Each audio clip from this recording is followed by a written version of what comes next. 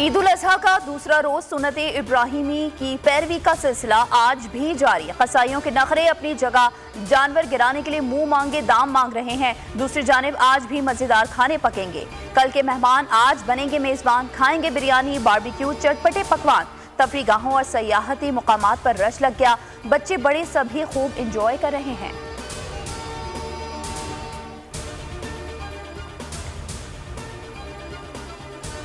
वज़ीर आज़म की अफ़वाज पाकिस्तान के सरबराहान को ईद उल अजहा की मुबारकबाद। कौम सरहदों पर अपने वतन की हिफाजत पर मामूर जवानों को खराजे तहसीन पेश करती है। हमारे जवान वतन के दुश्मनों के नापाक अज़ाइम को नाकारा बना रहे हैं।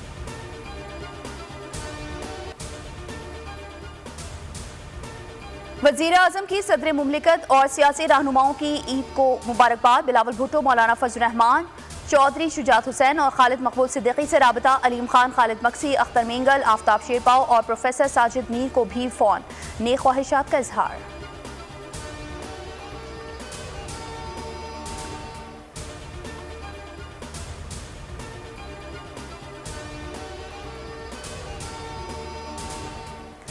आलमी सबमरीन केबल में खराबी। पाकिस्तान के कुछ इलाकों में इंटरनेट सर्विस मुतासर। केबल SMW4 में खराबी सामने आई, जिसके बायस पीक आवर्स में इंटरनेट सर्विस इंतहाई सुस्त रही।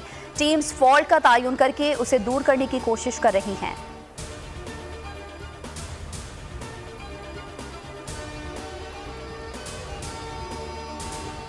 आप लोग बज़ाहिर टीम हैं, लेकिन हकीकत में नहीं। आप में इत्तेहाद की कमी है, स्किल्स नहीं है।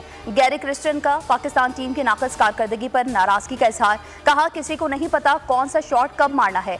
खिलाड़ियों का फिटनेस लेवल भी मयारी नहीं।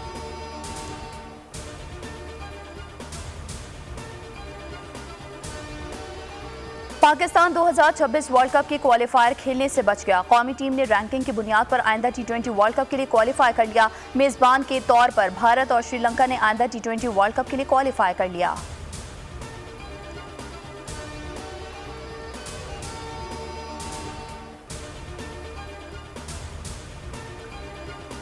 और ईद हो या कोई और त्यौहार, वतन की हिफाजत से बढ़कर और कुछ नहीं। सियाचिन में तैनात पाक फौज को सलाम।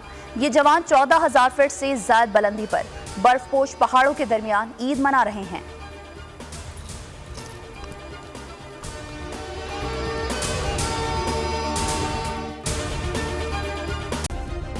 सब्सक्राइब करें और बेल दबाएं ताकि कोई खबर रह न जाए।